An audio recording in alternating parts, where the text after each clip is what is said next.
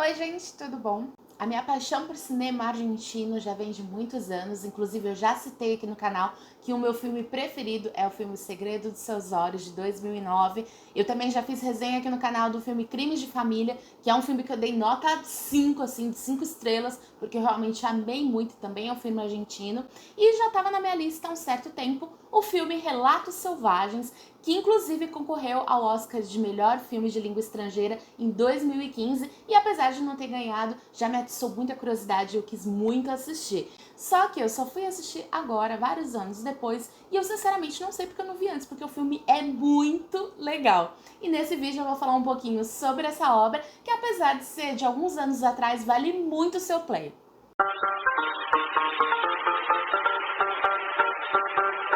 Rapidinho, antes da gente comentar sobre Relatos Selvagens, eu vou pedir para você dar uma conferidinha se você já está inscrito aqui no canal. Senão eu vou te convidar a clicar no botãozinho inscrever-se. Aqui eu trago muito vídeo sobre cinema, seriado, literatura, faço vlogs, então se você gosta desses temas, esse canal é para você. Aqui embaixo tem um botãozinho de joinha, dá esse like, me ajuda muito a divulgar o canal. Aqui embaixo estão marcadinhas todas as minhas redes sociais, me segue por lá. E na caixinha de comentários recomende para mim outros filmes com esse mesmo gênero, essa mesma pegada, ou outros filmes também argentinos, que eu tenho certeza que eu vou assistir. Se eu gostar ou se eu não gostar, de repente, eu também trago aqui no canal e comento um pouquinho sobre as minhas opiniões.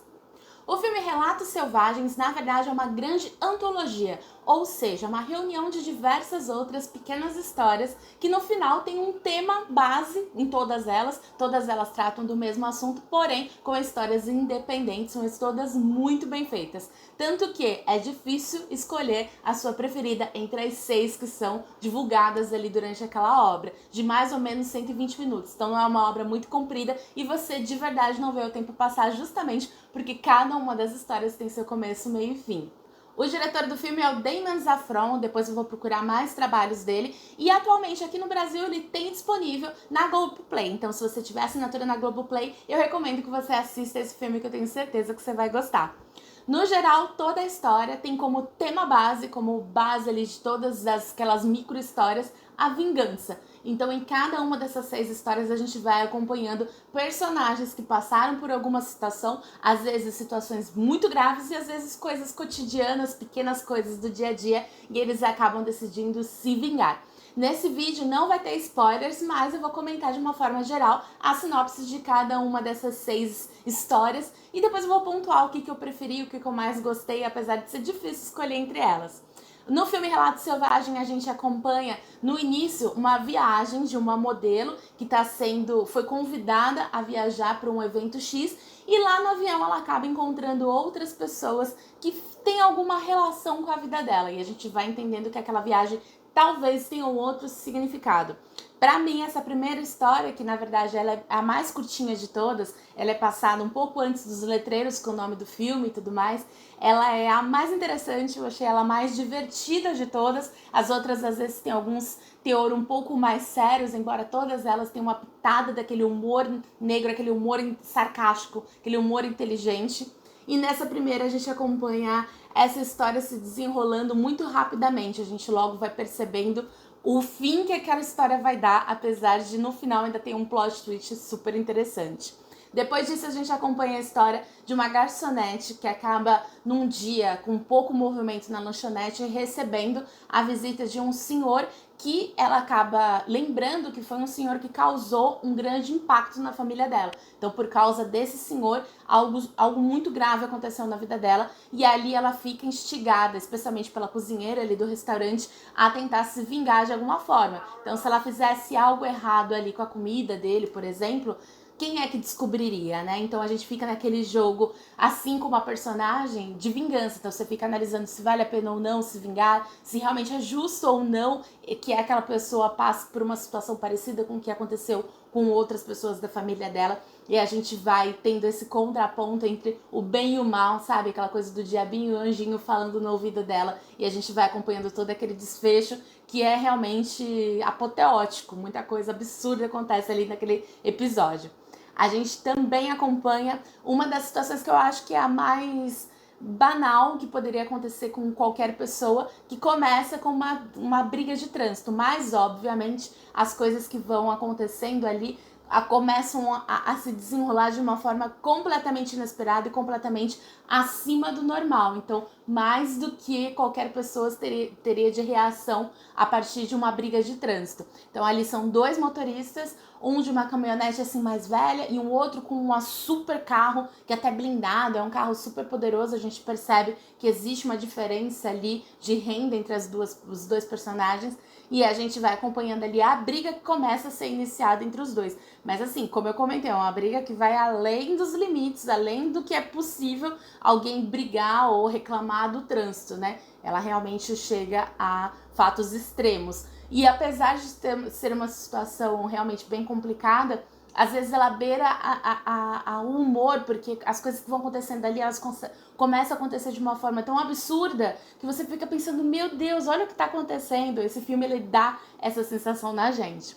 A próxima história tem como protagonista o Ricardo Darín, que é um dos meus atores preferidos, é um ator argentino, que inclusive é protagonista do filme que eu comentei no início, que é o meu filme preferido, que é O Segredo de Seus Olhos. Então já foi a sketch, né, aquele microfilme dentro do filme que eu mais estava esperando, e de fato foi um dos meus preferidos. Eu gostei bastante, justamente também porque poderia, entre aspas, acontecer com qualquer pessoa. Ele é um personagem que é um trabalhador da construção civil, ele é engenheiro, ele trabalha com esse tipo de serviço mais burocrático, aquela coisa muito mais do dia a dia, cheio de costumes, mas ele acaba não tendo tempo para a família, ele se dedica muito ao trabalho, ele se dedica a coisas que não são relacionadas a realmente as coisas importantes da vida pessoal dele. Então a vida pessoal dele tá muito ruim e paralelamente a isso ele acaba encontrando um sistema oficial ali da prefeitura, um sistema mais burocrático ali da cidade, super complicado. Então, não somente corrupto, mas burocrático, cheio de falhas burocráticas. E ali, aquele auge do estresse dele, causado por diversos problemas, vai chegando realmente ao limite e ele vai tomando atitudes extremas. E é muito engraçado ver o declínio daquele personagem, porque você vê que, apesar dele estar dando uma atenção muito maior do que seja necessário pro caso, é entendível. Você entende por que ele tá estressado, você entende por que ele tá com raiva do sistema, porque você vê muitas falhas. Então a resolução ali daquela história é satisfatória não só pro personagem, mas você também se sente um pouco satisfeito com as coisas que acontecem no final. Ele dá aquela sensação de que te vingou, apesar de você não fazer parte dessa história, sabe? Essa próxima história, ela já tem um pouco mais de crítica social, ela fala um pouquinho sobre as diferenças entre as pessoas que têm um certo recurso financeiro das pessoas que não têm. A gente acompanha um rapaz que acaba numa manhã acordando os pais, uns pais muito ricos, e falando que ele acabou atropelando uma mulher na rua, uma mulher grávida, e acabou fugindo. E a partir daí a gente começa a acompanhar o desenrolar do que o advogado, a família, as pessoas poderosas ali da casa podem fazer para tentar salvar esse filho dele, né? Então, é uma história que, pra mim, ela mexeu um pouco mais. Eu achei ela um pouco mais séria do que as demais. Ela não tem tanto aquele humor sarcástico que a gente viu nas obras anteriores, né? Daqueles microfilmes dentro do grande filme Relatos Selvagens.